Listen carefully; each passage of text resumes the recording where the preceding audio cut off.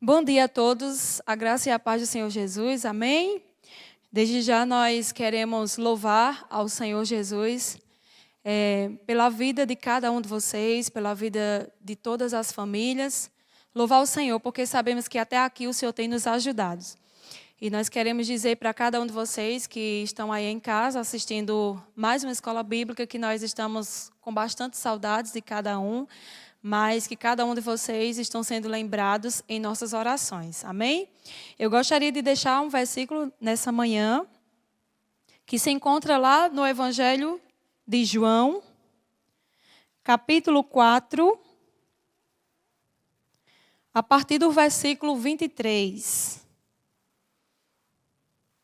que vai estar dizendo assim: Mas a hora vem, e agora é, em que os verdadeiros adoradores adorarão o Pai em espírito e em verdade, porque o Pai procura a tais que assim o adorem.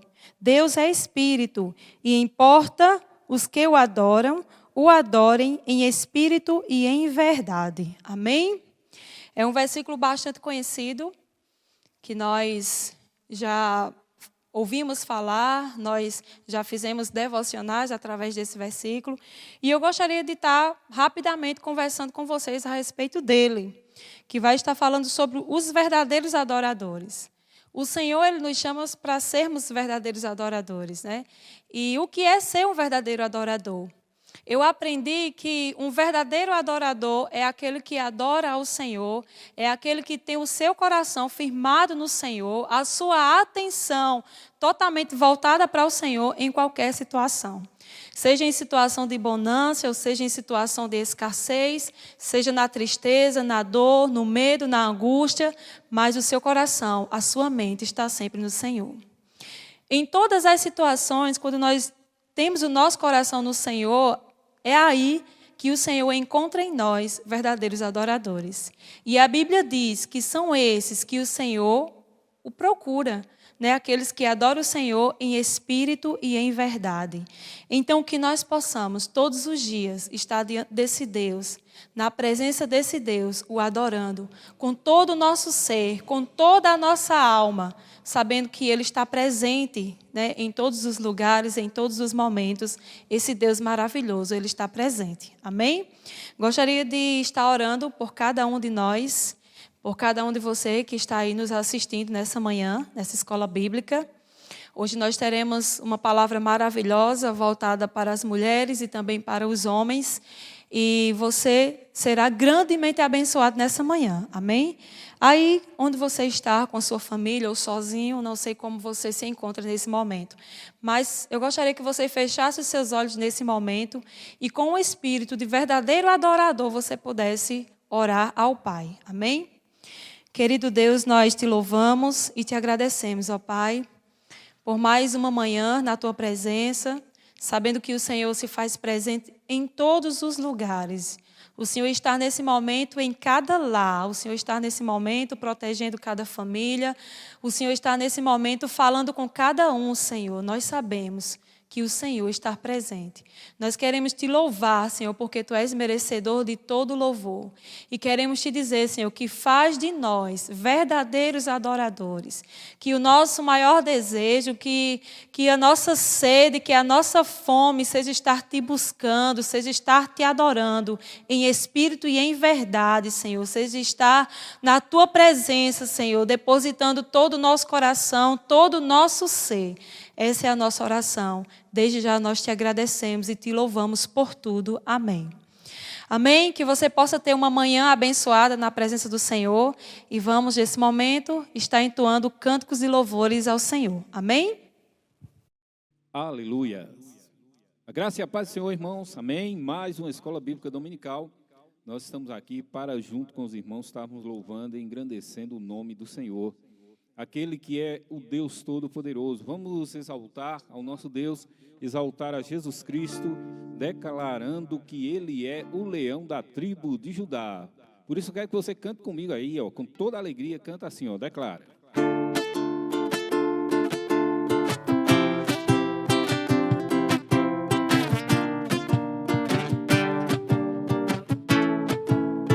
Ouve-se o júbilo de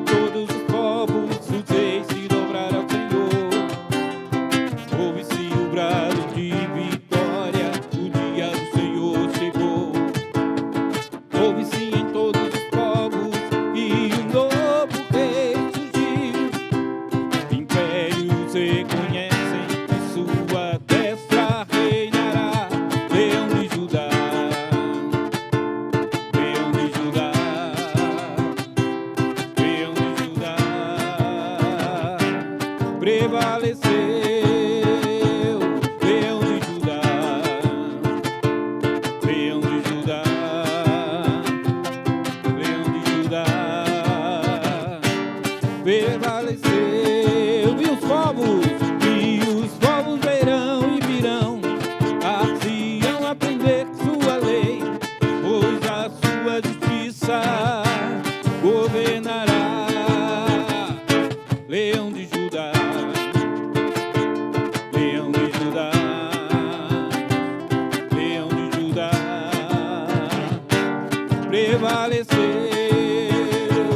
Leão de Judá, vai, Leão de Judá, diga aí, Leão de Judá, prevaleceu, para encerrar, Leão de Judá. Aleluia! Ele é o leão da tribo de Judá, por isso exaltamos e glorificamos a esse Deus que é o Deus Todo-Poderoso, e Ele é o nosso general que vai passando adiante de nós. Por isso, eu peço a você aí nessa manhã, vamos acordar, levantar com toda a força, faça as cadeiras aí da sala e vamos marchar para o Senhor.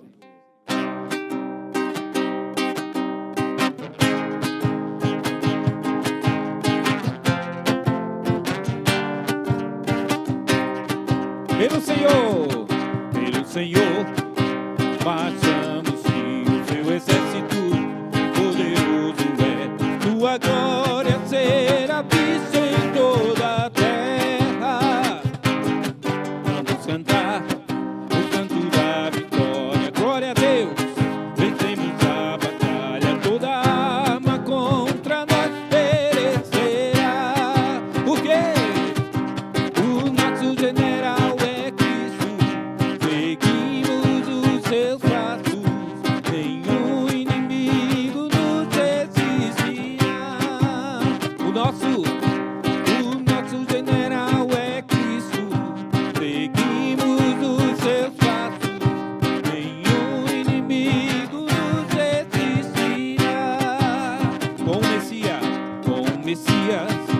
marchamos em suas mãos, a chave da vitória que nos leva a possuir a terra prometida.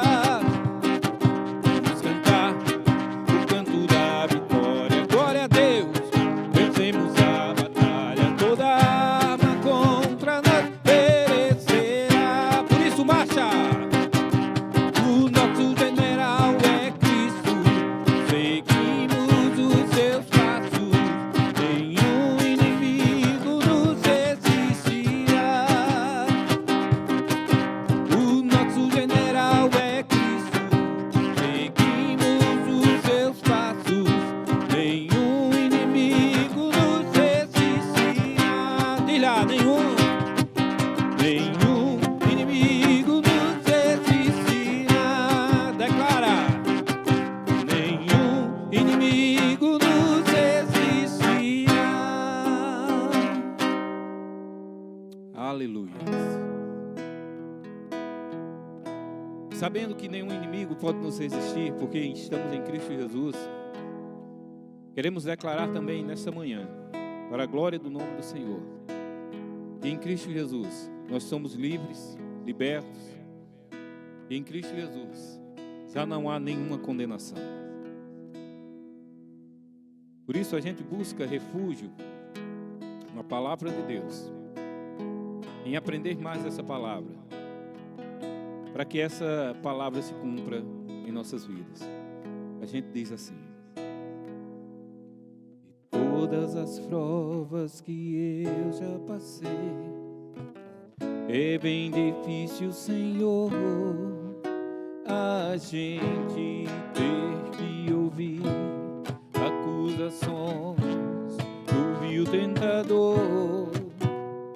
Lembranças do passado vêm e querem me fazer parar, ou mesmo palavras de alguém que não quer na gente acreditar,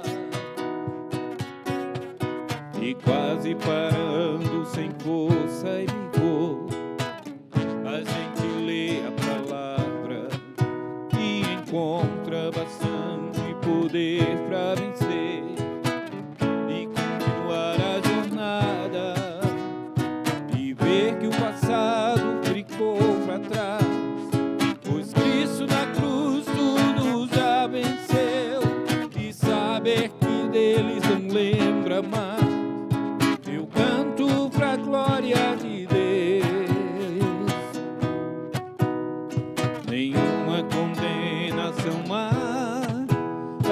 para quem está em ti, Jesus, cuja vida coberta está pelo sangue que desceu da cruz.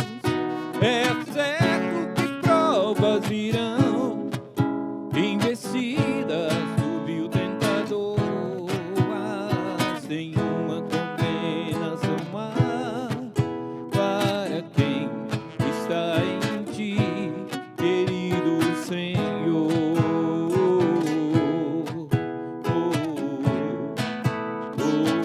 Declara: nenhuma condenação há para quem está em ti, Jesus, cuja vida coberta está pelo sangue que desceu da cruz. É certo que provas virão, investida do vil tentador, nenhuma condenação há para quem está em ti, querido Senhor.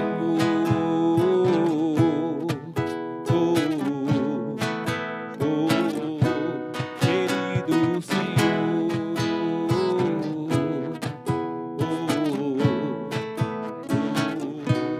Querido Senhor. E nessa manhã possamos estar aprendendo mais do Senhor, para que possamos estar encontrando o refúgio e o abrigo na palavra de Deus. Sabemos que, como o salmista disse, ela é a lâmpada para os nossos pés e a luz para os nossos caminhos. Possamos aprender mais do Senhor. A graça e a paz, minhas irmãs, nesta manhã, juntas, mas de forma diferente, não é? Com a internet sendo o nosso suporte, nós estamos juntos. Eu espero que você esteja bem com sua família, que o Senhor tem sido generoso conosco e eu espero que você também tenha visto isso durante todos esses dias. E uma palavra que eu quero dizer para vocês é saudade.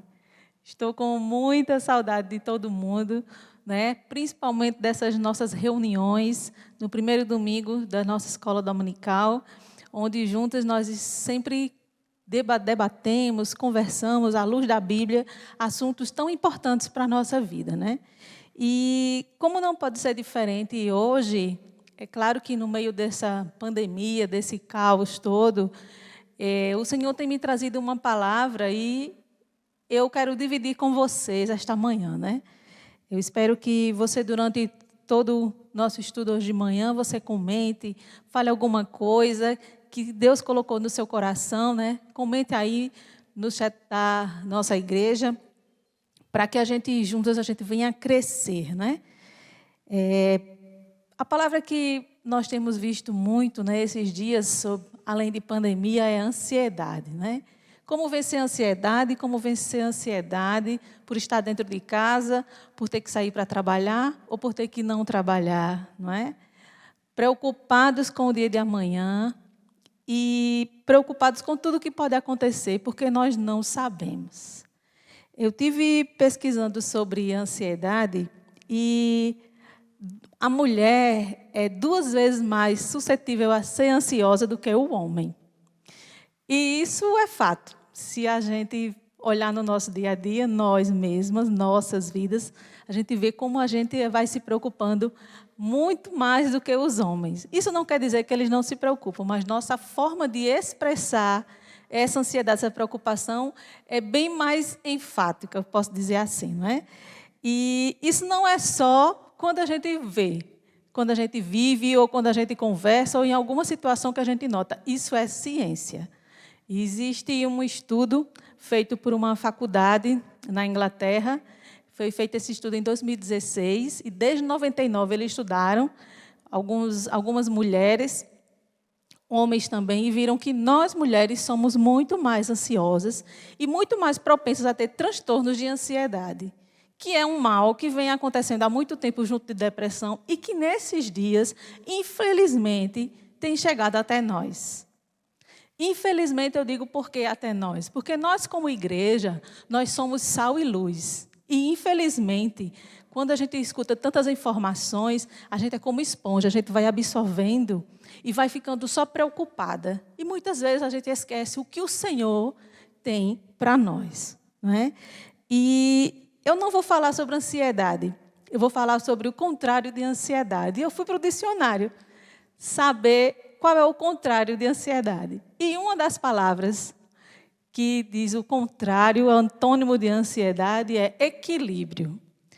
E é essa palavra que o Senhor tem me trazido desses vários dias, é equilíbrio. Consiga ter equilíbrio em tudo que você vê, no que você faz. E você pode me perguntar aí, na Bíblia tem pessoas assim, que passaram por situações tão difíceis, que não sabiam o dia de amanhã e conseguiram manter o equilíbrio? E a gente vai conhecer essas pessoas juntas hoje. Essa pessoa é Ruth e Noemi, e nós vamos estudar, né, no livro de Ruth, que é depois do livro de Juízes. Quero que as irmãs abram no capítulo 1 de Ruth, não é?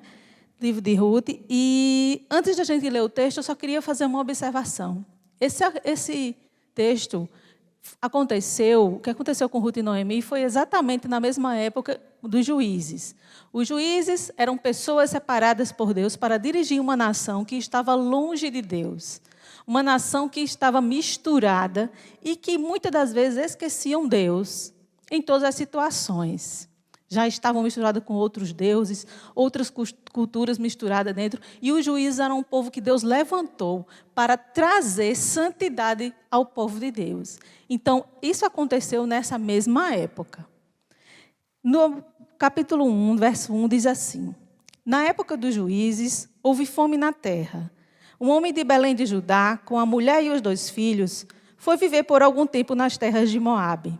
O homem chamava-se Elimeleque, sua mulher Noemi e seus 2 filhos, Malom e Quilion. Eram efrateus de Belém de Judá.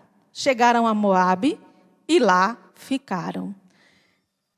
Morreu Elimeleque, marido de Noemi, e ela ficou sozinha, com seus 2 filhos. Eles se casaram com mulheres moabitas, uma chamada Orfa e a outra Ruth. Depois de terem morado lá por quase 10 anos, morreram também Malom e Quilion, e Noemi ficou sozinha, sem os seus 2 filhos e sem o seu marido. Quando Noemi soube em Moabe que o Senhor viera em auxílio do seu povo, dando-lhe alimento, decidiu voltar com suas 2 noras para a sua terra. Assim ela, com as suas 2 noras, partiu do lugar onde tinha morado.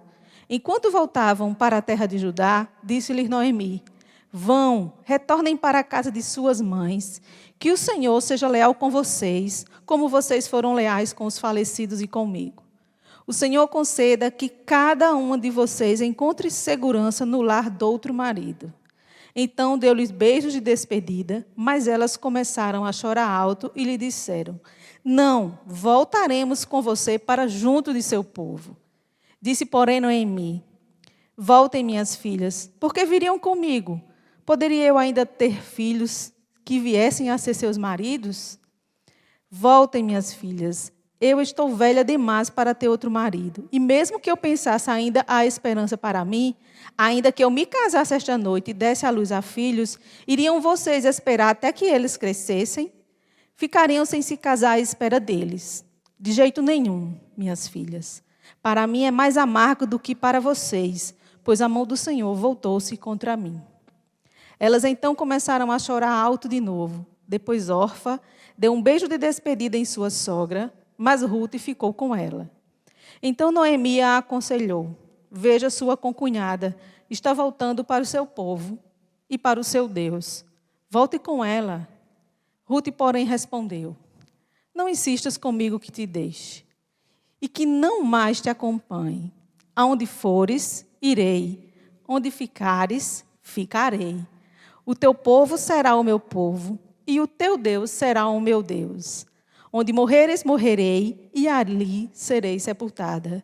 Que o Senhor me castigue com todo rigor, se outra coisa que não a morte me separar de ti.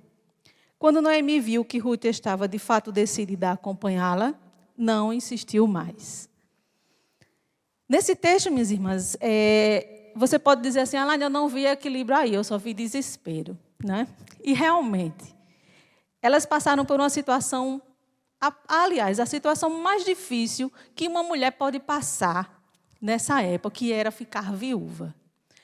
E, além de ficar viúva, ela não tinha os seus filhos para sustentá-las, porque os filhos tinham que ajudar a mãe quando a mãe ficava viúva. E ficaram 3 viúvas, mulheres no meio de um caos, mulheres no meio de uma situação que elas não sabiam como seria o seu futuro. E Noemi, muito equilibrada, morou por 10 anos, ensinou o verdadeiro evangelho. Quem era Deus, o Deus de Israel. Quem era o Deus de Israel, elas duas sabiam, tanto Noemi quanto Orfa e também Ruth. Mas o que acontece?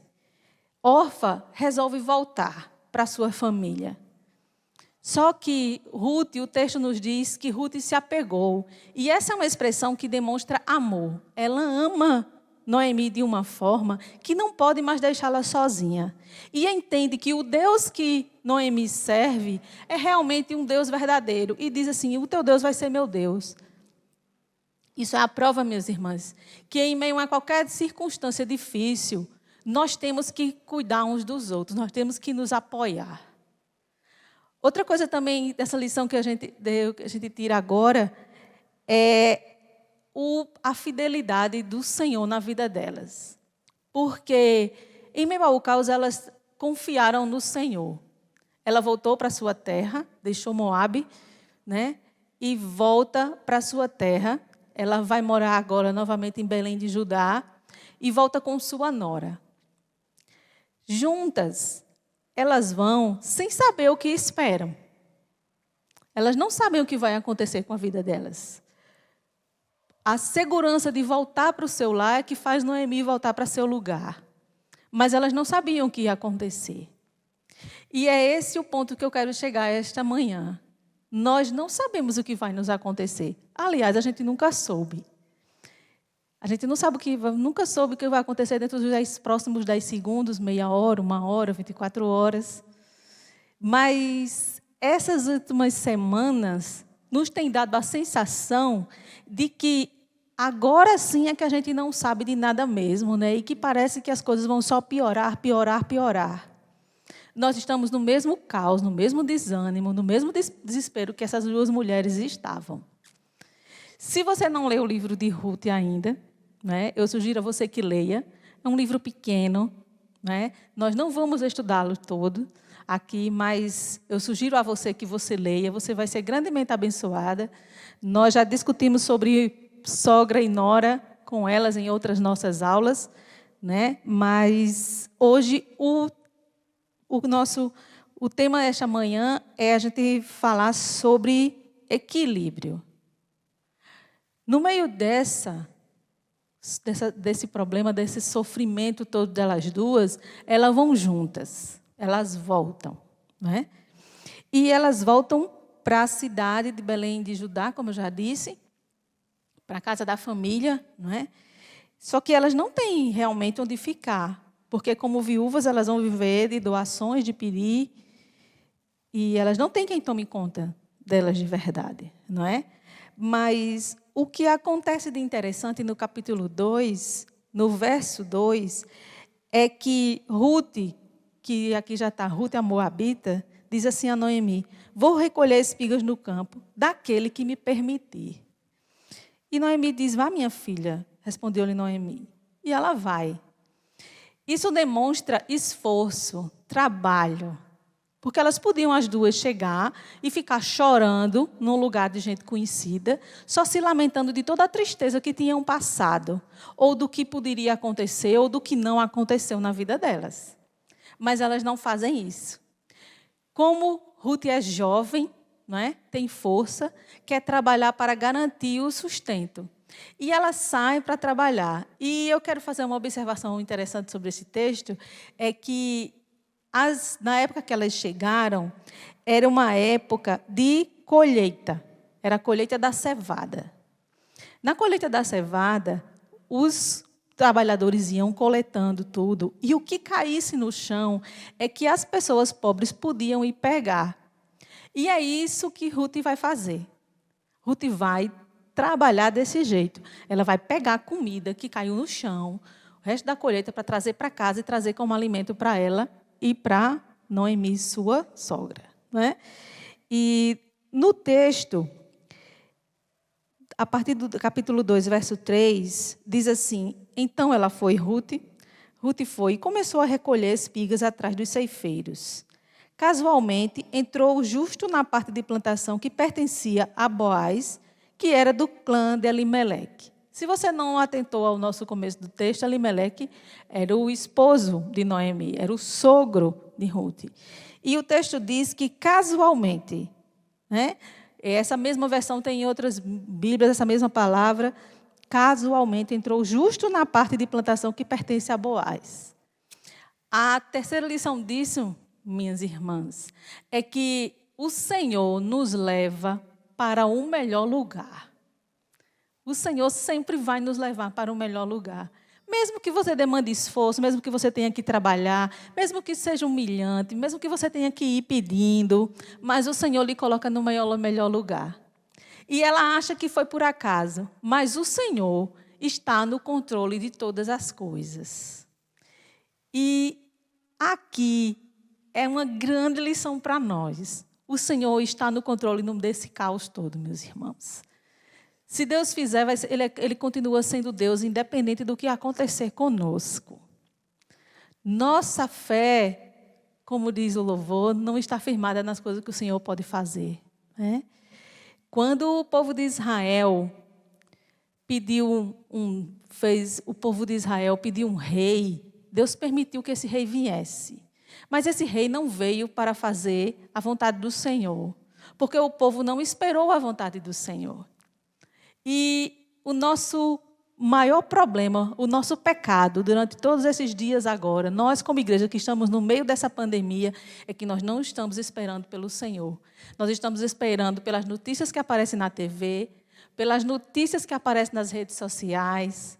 Nós estamos esperando por uma palavra de 15, 20 minutos que vai estar em alguma rede social, num versículo que aparece e pronto.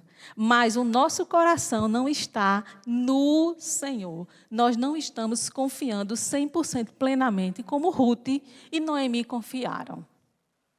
Por isso que eu digo esta manhã, nossa palavra é equilíbrio. Vamos ter equilíbrio nas nossas emoções. Ter cuidado.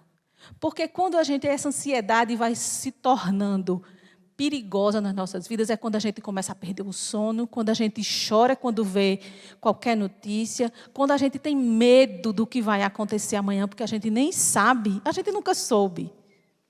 E essa ansiedade vai como uma esponja mesmo, absorvendo tudo que não presta para dentro da gente. E nós somos o templo do Espírito Santo de Deus, nossa irmã. E nesta manhã o Senhor está nos dizendo, mantenha o equilíbrio. Lembre-se do que eu sou, lembre de quem eu sou, lembre do que eu tenho feito na sua vida, lembre que eu sou o Senhor que está no controle de todas as coisas. Independente das situações ruins que nos vierem nesses próximos dias, pode ser que até eu mesmo caia doente, a gente não sabe, não é? Mas eu tenho plena convicção de que o Senhor está conosco. O Senhor está conosco. Ele nos disse que nos dias difíceis Ele estaria conosco, até a consumação dos séculos. E é essa convicção que Ruth tinha. Essa convicção de que onde você for, mesmo que você morra, eu quero ir com você para junto desse Deus. E é isso que a gente tem que ter, anelar o Senhor, desejar o Senhor. A quarta lição, minhas irmãs, que eu quero deixar aqui nesta manhã, é sobre Boaz. No capítulo 2, no verso 5, diz assim: Boaz perguntou ao capataz dos ceifeiros, a quem pertence aquela moça? O capataz respondeu, é uma moabita que voltou de Moabe com Noemi. Ela me pediu que a deixasse recolher e juntar espigas entre os feixes após os ceifeiros. Ela chegou cedo e está de pé até agora. Só sentou-se um pouco no abrigo. Olha só que interessante. Ela continuava trabalhando. Hora nenhuma ela descansou. Ela continuava. E isso chamou a atenção dele. O Senhor fez com que a atenção dele tenha sido para ela, uma mulher de caráter, jovem, mas que estava trabalhando. Para quê? Para ajudar a sogra, que nem tinha obrigação. E ele começa a prestar atenção nela, e no capítulo 2, o verso 8, Boaz diz assim a Ruth: ouça bem, minha filha, não vá colher noutra lavoura, nem se afaste daqui. Fique com minhas servas. Preste atenção onde os homens estão ceifando e vá atrás das moças que vão colher. Darei ordem aos rapazes para que não toquem em você. Quando tiver sede, beba da água dos potes que os rapazes encheram. Ela inclinou-se e, prostrada com o rosto em terra, exclamou: porque achei favor aos seus olhos, a ponto de o Senhor se importar comigo, uma estrangeira. Boaz respondeu: contaram-me tudo o que você tem feito por sua sogra, depois que você perdeu o seu marido, como deixou seu pai, sua mãe e sua terra natal, para viver com um povo que você não conhecia bem. O Senhor lhe retribua o que você tem feito, que seja ricamente recompensada pelo Senhor, Deus de Israel, sob cujas asas você veio buscar refúgio. Que maravilha, não é?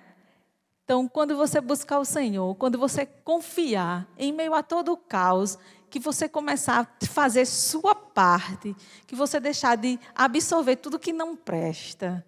Quando o Senhor lhe colocar naquele lugar que Ele quer, Deus vai mandar um refrigério, vai mandar alguém para cuidar de você. Né? E Ele diz assim: não vá para outro lugar, fique aqui. Fique aqui. E se você não sabe, né, se você não leu, você vai ler, mas eu vou logo avisando que isso é um romance, isso acaba com um final feliz. Né? Boaz, ele resgata Ruth e se torna esposo dela. Então, é bem interessante, minhas irmãs, porque aqui nessa situação, Ruth não está atrás de um esposo, ela está querendo cuidar da sogra. Então, fique no seu lugar. Continue fazendo aquilo que o Senhor colocou no seu coração para fazer. Faça o seu e cuide da obra do Senhor. Continue orando, continue evangelizando, continue dando testemunho dentro de casa. Porque o nosso caráter cristão é forjado principalmente nessas horas difíceis. Não é de todo jeito que a gente se torna cristão, não. É principalmente nessas horas difíceis que o Senhor vem forjando nosso caráter. E é isso que Deus fez com Ruth.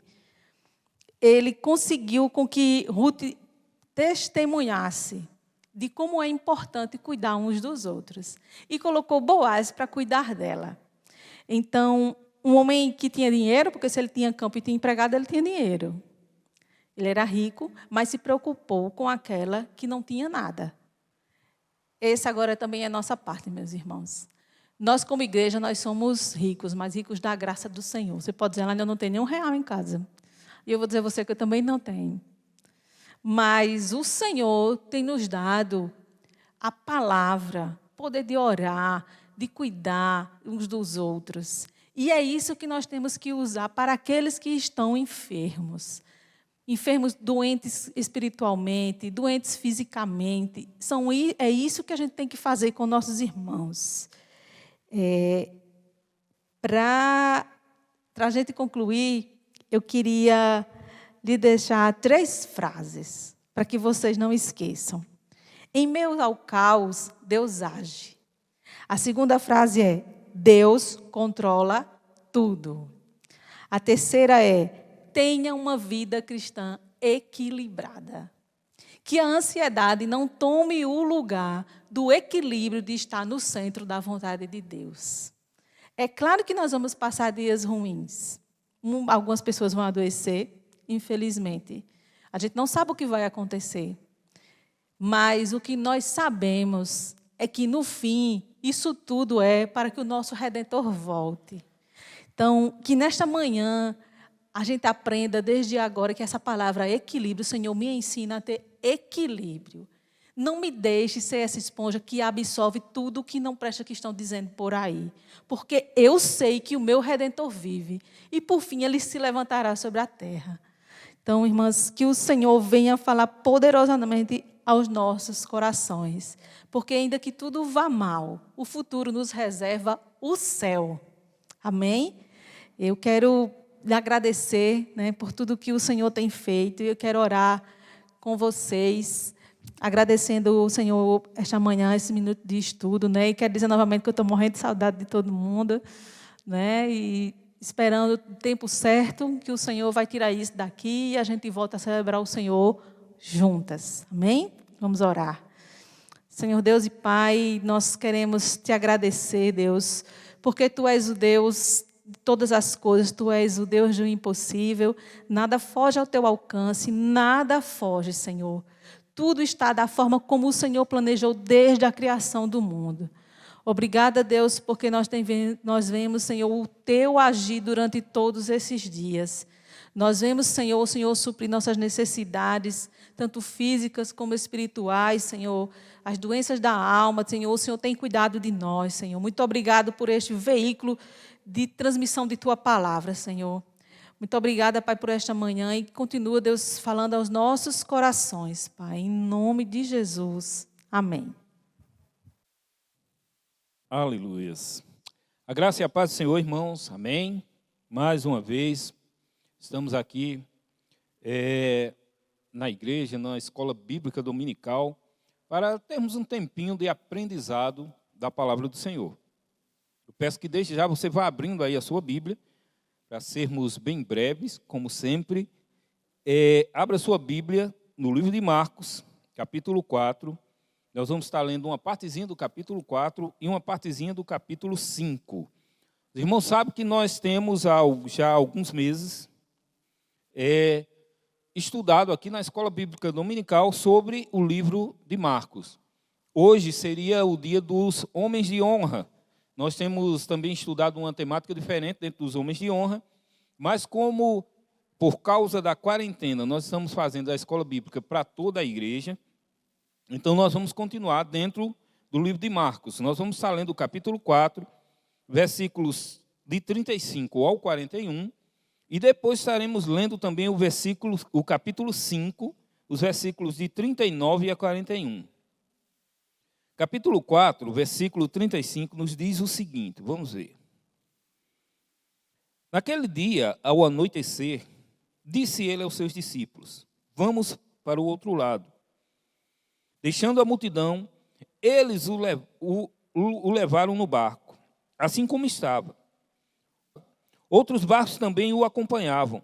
Levantou-se um forte vendaval e as ondas se lançavam sobre o barco, de forma que este ia se enchendo de água. Jesus estava na polpa, dormindo, com a cabeça sobre um travesseiro. Os discípulos o acordaram e clamaram, Mestre, não te importas que morramos? Ele se levantou, repreendeu o vento e disse ao mar, aquieta-se, acalme-se. O vento se aquietou e fez-se completa bonança. Então perguntou aos seus discípulos, por que vocês estão com tanto medo? Ainda não têm fé? Eles estavam apavorados e perguntavam uns aos outros, quem é este que até o vento e o mar lhe obedecem? Capítulo 5, versículos de 39 ao 41, que nos diz também. Então entrou e lhes disse, por que todo esse alvoroço e lamento? A criança não está morta, mas dorme. Mas todos começaram a rir de Jesus. Ele, porém, ordenou que eles saíssem, tomou consigo o pai e a mãe da criança e os discípulos que estavam com ele, e entrou onde se encontrava a criança. Tomou-a pela mão e lhe disse, Talita cumi, que significa, menina, eu lhe ordeno, levanta-se. Amém? Gostaria de estar orando com os irmãos um pouquinho, antes de nós estarmos dando continuidade. E dentro desses dois textos nós vamos extrair algumas verdades e lições para as nossas vidas nesta manhã. Pai, Tu és soberano, Senhor. Por isso eu Te exalto, eu Te glorifico por mais uma vez poder estar diante de Ti. Aqui está a Tua palavra, a qual foi lida, que o Senhor possa estar falando conosco através dessa palavra. Fala para a Tua igreja, Senhor. Ministra os nossos corações. Precisamos ouvir de Ti. Nos colocamos plenamente à Tua disposição, ó Espírito Santo de Deus. Que o Senhor nos guie, nos dirija, segundo a Tua vontade. Em nome de Jesus. Amém. Irmãos, Esse texto aqui, um texto bem conhecido do livro de Marcos, que nos fala sobre um dos milagres de Jesus. Um milagre bem marcante, onde Jesus esteve ali mostrando a sua soberania sobre a natureza. Jesus esteve demonstrando o seu poder verdadeiramente sobre a natureza, sobre os elementos, onde Jesus nos mostra, nesse milagre, do acalmar a tempestade, ele nos mostra o quanto ele é poderoso. E esse milagre, nessa manhã, desse dia, ele nos traz grandes exemplos, grandes lições, que nós devemos aprender, tirar para nós e aplicar em nossas vidas. Esse texto onde Jesus esteve acalmando a tempestade, nós vemos pelo menos inicialmente 3 lições. E é nessas 3 lições que eu queria conversar um pouquinho com os irmãos e estar extraindo para que nós possamos estar aplicando em nossas vidas. Inicialmente, a primeira coisa que eu queria lhe dizer é que as tempestades, elas fazem parte da nossa vida. Nós estamos vivendo num tempo, podemos dizer assim, de uma grande tempestade. E tempestade essa nunca vista. Eu sei que nós vamos ouvir muitos pregadores, muitas pessoas dizendo assim, olha, eu nunca vi isso. Eu já tenho ouvido nesses dias muitas pessoas dizendo assim, eu nunca vi isso. Eu nunca vi igreja fechar, eu nunca vi pessoas ficarem trancadas dentro de casa, não só no Brasil, mas no mundo todo, eu nunca vi isso. Isso simplesmente demonstra que a vida do ser humano, ela é feita muitas vezes de tempestades. Nós estamos sujeitos a passar por tempestades. Nós vemos o próprio Jesus dizendo assim, olha, no mundo tereis aflições. Então, Jesus ele não nos deixa alheios ou mal informados com relação à vida. Ele sempre está nos mostrando, olha, se preparem, porque a vida humana, por causa do pecado, é dessa forma. No mundo tereis aflições. Então, eu queria que nós estivéssemos entendendo nessa manhã que as tempestades, inicialmente, elas fazem parte da vida. Apesar de elas serem muitas vezes indesejáveis, imprevisíveis e difíceis de se escapar. As tempestades são verdadeiramente indesejáveis. Ninguém vai dizer assim, eu quero uma tempestade sobre minha vida. As tempestades, elas vêm e muitas vezes, na grande maioria das vezes, nos pegam de surpresa. Eu fico pensando que algum tempo atrás, eu fico me lembrando, alguns domingos aí atrás, o pastor André pregando para nós, e, irmãos, é assustador quando a gente pensa no que o Espírito Santo nos fala e a gente não presta atenção. Eu me lembro, alguns domingos atrás, aí o pastor André estava falando conosco, pregando e dizendo, olha, irmãos, busque a Deus ou venha para a igreja enquanto nós podemos. Eu creio que você vai lembrar nessa manhã que ele falou dessa forma, enquanto nós podemos. Mas eu não imaginava, irmãos, que seria esse não poder vir para a igreja seria tão rápido. Eu não imaginava que seria coisa de um mês para o outro. Às vezes a gente escuta alguém falando com relação àquilo que está escrito na Bíblia e a gente pensa que vai ser para daqui a muitos anos. Muitos dizem, eu não vou estar nem vivo. Mas, irmãos, as tempestades, elas estão se aproximando e pode ser a qualquer momento. Elas são imprevisíveis. A gente não prevê. E elas são inevitáveis. Jesus ordenou aos seus discípulos, olha, vamos para o outro lado. Provavelmente, naquele momento, os discípulos não imaginavam que iam enfrentar, numa simples travessia, daquele mar chamado Mar da Galileia, que para algumas pessoas não é um mar tão grande, é chamado de mar, mas na verdade ele é um lago. Ele é um lago, e não tão grande, mas relativamente grande. E esse lago era comum se atravessar de um lado para o outro. Se atravessar de um lado para o outro desse mar. E Jesus disse, vamos para o outro lado. E eles já tinham feito, provavelmente, aquela travessia muitas vezes, mas não imaginavam que exatamente nesse dia iriam enfrentar uma tempestade. A nossa vida, muitas vezes, é assim. A gente, quando menos espera, se avizinha, se chega a nós uma tempestade e a gente termina enfrentando. Mas existe uma diferença na vida daqueles que estão com Jesus e na vida daqueles que não estão com Jesus. Nós vamos ver aqui que Jesus disse, olha, vamos para o outro lado. E eles enfrentaram essa tempestade.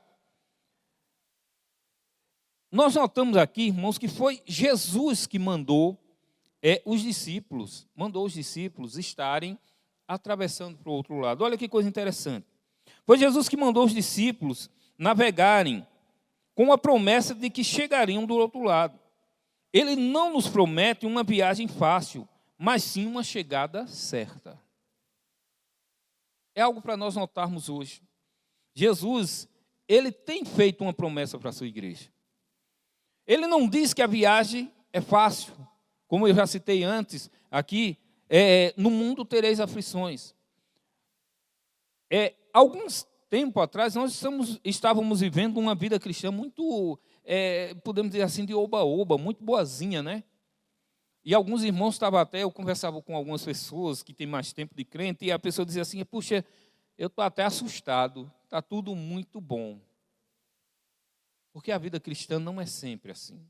Enquanto nós estivermos nessa terra, muitas e muitas vezes, irmãos, essa tempestade que estamos passando é só mais uma tempestade de muitas que virão. Mas Jesus, ele nos garante uma coisa, que aqueles que estiverem com ele vão estar com certeza chegando aonde ele determinou que chegasse. Ele nos garante a chegada. É tanto que quando ele consumou tudo na cruz do Calvário, ele nos disse assim, olha, presta atenção, eu vou para o meu Pai, mas vou preparar um lugar para vocês. E quando eu for preparar esse lugar, no capítulo 14 de João, nós vamos ver isso aí, quando eu for e preparar o lugar, eu voltarei para que vocês estejam comigo e eu estejam com vocês. Então a chegada é certa. Então nós somos chamados a estarmos olhando não para a viagem, mas estarmos olhando para a chegada.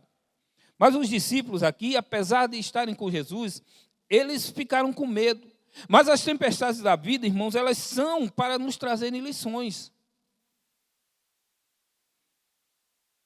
Outra lição aqui que nós vemos é que Jesus estava com eles no barco. Jesus sempre está conosco nas grandes adversidades. Você vai ver o apóstolo Paulo, ele escrevendo e dizendo assim, olha, eu ouvi de Deus. Quando eu estava fraco, podemos parafrasear e falar dessa forma. Quando eu estava fraco, eu ouvi de Deus me falando que o seu poder se aperfeiçoa na minha fraqueza. Quando nós estamos no meio de uma tempestade, essa tempestade é a oportunidade de Deus estar manifestando que Ele está conosco. Nós temos visto isso esses dias. O poder de Deus manifesto no meio da sua igreja. O poder de Deus nos fortalecendo. Porque estamos passando por uma tempestade, mas Jesus está conosco no barco. Outra lição que nós vemos aqui é que Jesus verdadeiramente, ele estava com os discípulos no barco. E através dessa tempestade, ele manifestou do seu poder. Ele manifestou dos seus milagres. É compreendido, irmãos, quando você lê no Antigo Testamento, por exemplo, a saída do povo do Egito. Nós vemos que onde Deus mais operou na vida do seu povo foi no meio do deserto. Onde eles mais viram o agir de Deus foi no meio do deserto. Foi no meio das lutas, das dificuldades que estavam passando, foi onde o Senhor fez provisão de comida, fez provisão de água, fez provisão de proteção. Às vezes a gente olha a tempestade como os discípulos e por falta de fé, a gente olha e quer se balancear um pouquinho, mas esquecemos de olhar que Jesus está ali no barco e que Ele está querendo somente ensinar alguma coisa. É engraçado, interessante, que essa história, esse acontecido de Jesus no barco, naquela tempestade, foi anterior ao que acontece no capítulo 5. No capítulo 5 de Marcos, onde Jesus manifesta grandiosamente mais um milagre. Olha só no versículo 38 do capítulo 4, o que é que nos diz o texto da palavra de Deus.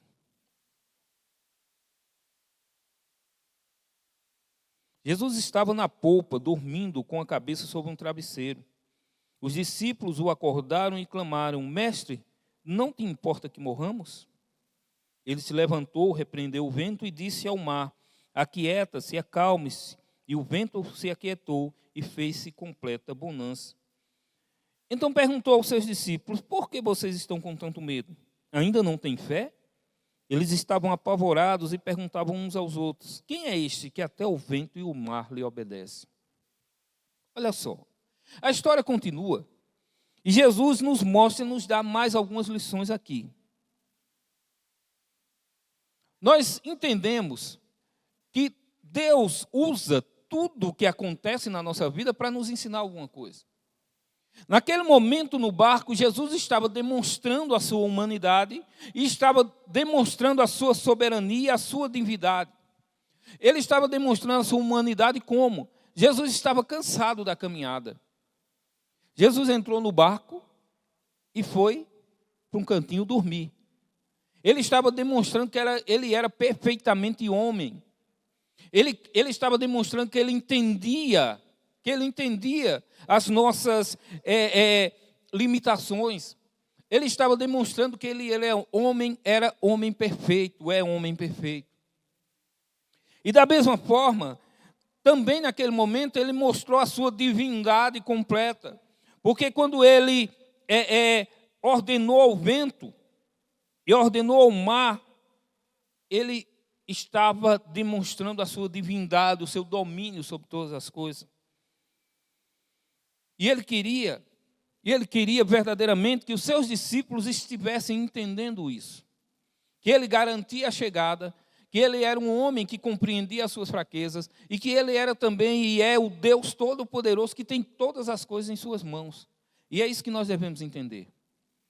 A Bíblia nos fala que todas as coisas contribuem juntamente para o bem daqueles que amam a Deus. Se você pegar o original, você vai entender que fala-se, esse texto quer nos fazer entender que Deus faz com que todas as coisas contribuam para o nosso bem, para o bem daqueles que amam a Ele. Então, tudo que Jesus permite para a sua igreja, para o seu povo, para a tua vida, é para te ensinar alguma coisa. É tanto que eu gosto de citar assim, a gente não deveria fazer essa pergunta assim quando algo acontece. Senhor, por que aconteceu? A gente deveria fazer a pergunta assim, Senhor, para que aconteceu? O que é que o Senhor quer me ensinar? A igreja do Senhor, nesses últimos dias, tem aprendido muito. Nós temos aprendido. Eu, particularmente, tenho aprendido muito nesses dias. E a gente tem que sempre estar nessa condição, nessa posição diante de Deus, dizer assim, Senhor, o que o Senhor quer me ensinar com isso? E Ele fala aos nossos corações. Então, Jesus estava mostrando a sua humanidade e também a sua divindade naquele momento ali.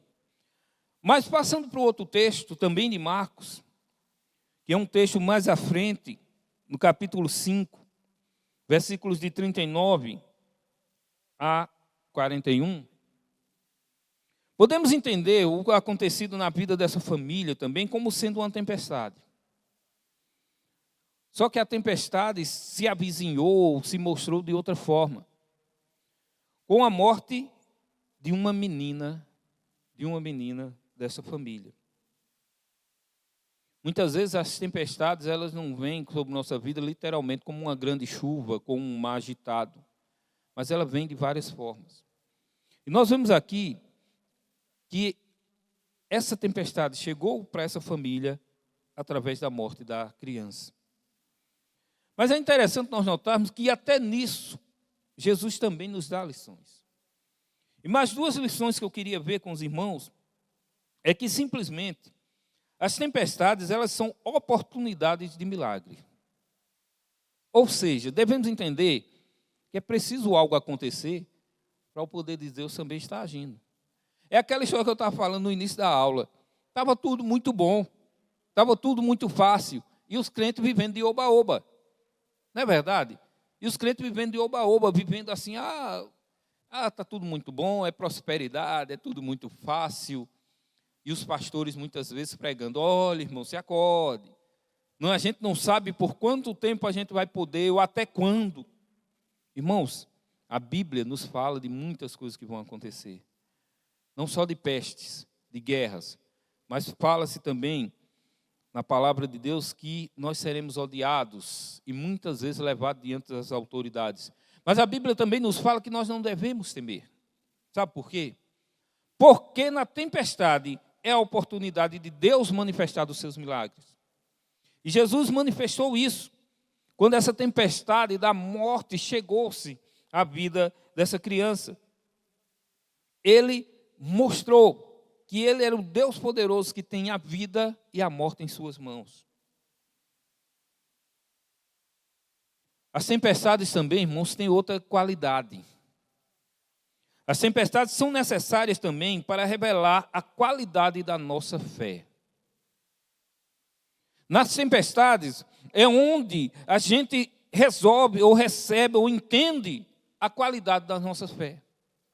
Tipo assim, Jesus se levantou naquele momento, acalmou o mar, o vento e disse para os discípulos, olha, vocês ainda não têm fé. Vocês ainda, que homens de pouca fé. Que agonia é essa? Que desespero é esse? Porventura eu não já fiz muito na frente de vocês e vocês ainda não têm fé?